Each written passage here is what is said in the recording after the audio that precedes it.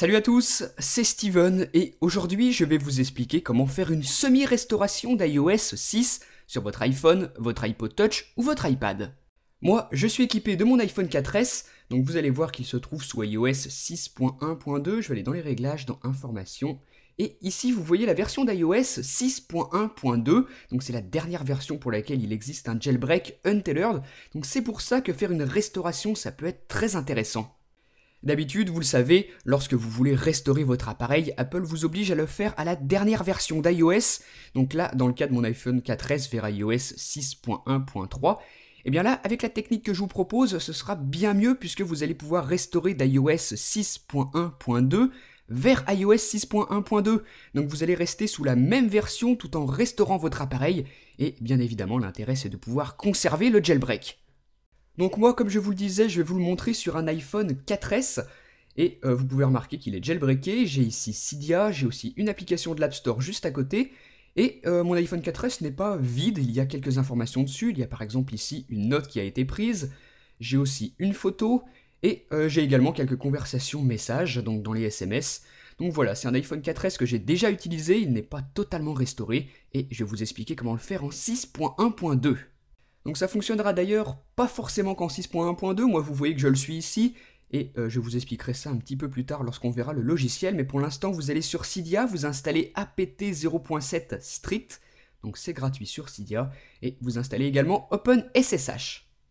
Si jamais il y en a un des deux qui n'apparaît pas, vous vous rendez ici et vous passez en mode développeur comme moi, et là vous verrez les deux paquets, vous utilisez la fonction de recherche pour les trouver, vous les installez, et ensuite, une fois que c'est fait, eh bien, on va pouvoir passer à la suite, à la re-restauration d'iOS 6.0.2.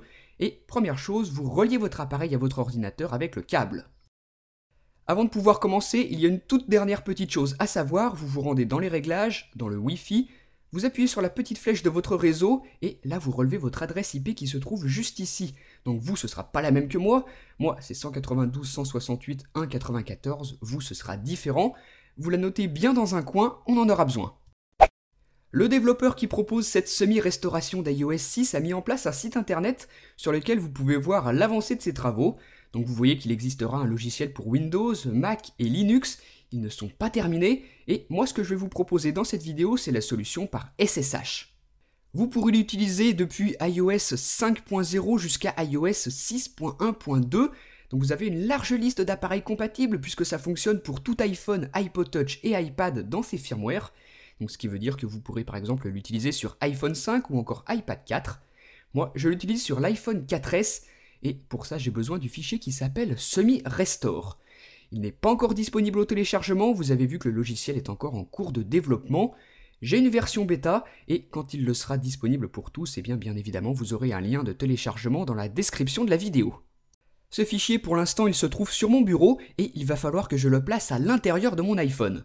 Donc pour ça, je vais utiliser le terminal. Je vais commencer par localiser l'endroit où se trouve le fichier. Donc je vous ai dit qu'il se trouvait sur le bureau. Je me place donc sur le bureau avec la commande cd pour Change Directory.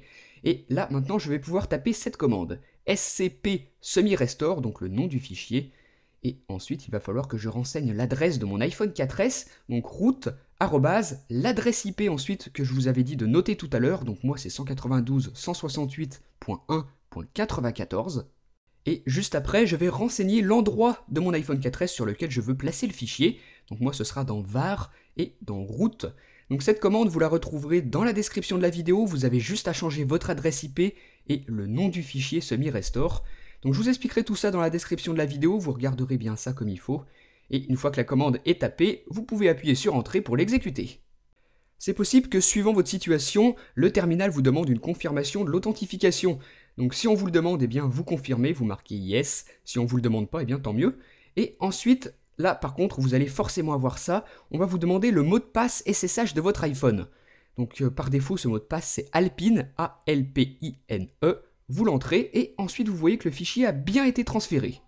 Donc maintenant que le fichier se trouve sur mon iPhone 4S, il va falloir que je l'exécute. Donc toujours à l'aide du terminal, on va taper une nouvelle commande, ssh espace root arrobase, encore une fois l'adresse IP que vous avez relevée dans les réglages, donc moi c'est toujours la même. Vous, je vous rappelle qu'elle est différente, donc marquez bien la vôtre. Vous appuyez sur Entrée et une fois de plus, vous devez entrer le mot de passe SSH de votre iPhone, iPod Touch ou iPad. Donc c'est toujours Alpine, ça ne change pas. Et ensuite, vous avez un accès root à votre appareil. Donc maintenant, on va aller rechercher le fichier pour pouvoir l'exécuter. Je vous rappelle qu'il se trouvait dans var et dans root. Donc vous faites cd/var/root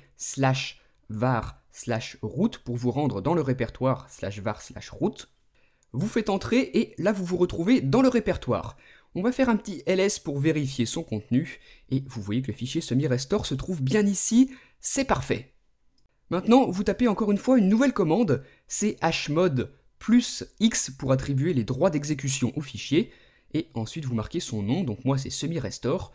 Vous faites entrer et une fois que ce sera fait, maintenant le fichier aura les droits d'exécution, vous allez pouvoir l'exécuter et lancer la semi-restauration sur votre iPhone, votre iPod Touch ou votre iPad.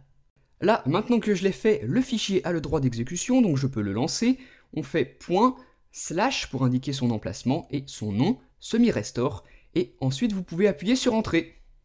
La procédure débute, et là vous voyez que dans le terminal on me demande d'appuyer sur la touche 0 pour pouvoir poursuivre, donc je le fais, j'appuie sur 0, et là vous voyez beaucoup de lignes qui vont défiler, c'est tout à fait normal, le programme se lance et la restauration débute. Sur votre iPhone, iPod Touch ou iPad, vous allez avoir les affichages classiques d'une restauration, la pomme d'Apple, alors que sur le terminal, lorsque ce sera terminé, on va vous afficher Down. Donc surtout, vous ne touchez pas votre appareil, vous attendez bien que le terminal fasse son travail, qu'il affiche bien toutes ces lignes. Ne paniquez pas, attendez que la restauration se fasse, que les barres de chargement se remplissent. Vous patientez donc quelques minutes et ensuite vous allez avoir la petite animation de la pomme d'Apple, comme ceci, et vous vous retrouverez sur le panneau de configuration d'iOS 6.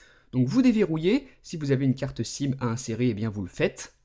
Vous retrouvez donc là des menus qui vous sont familiers puisque c'est tout simplement la première configuration d'iOS 6 juste après avoir restauré votre iPhone, iPod Touch ou iPad.